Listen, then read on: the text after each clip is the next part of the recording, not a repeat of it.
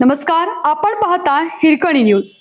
Hirkani news प्रत्येक क्षण ताज्या घडामोडी आणि महत्त्वाच्या प्रत्येक बातमीसाठी नेहमी तत्पर. कुंभी नदीत वाहून गेलेल्या व्यक्तीचा मृतदेह चौथ्या दिवशी सापडला.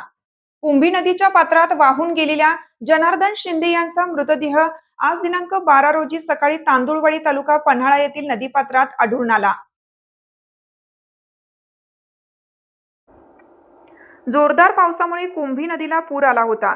वेतवडे धरणात जवळून जनार्दन शिंदे हे वाहून गेले होते. पाण्याच्या प्रवाहाचा वेग प्रचंड असल्यामुळे शोध मोहिमेत वारंवार अडथळे येत होते. अखेर चौथ्या दिवशी ही मोहीम यशस्वी झाली असून त्यांचा मृतदेह लोंघे तालुका गगनबावडा हद्दीत तांदुळवाडी परिसरातील नदीपात्रात सापडला.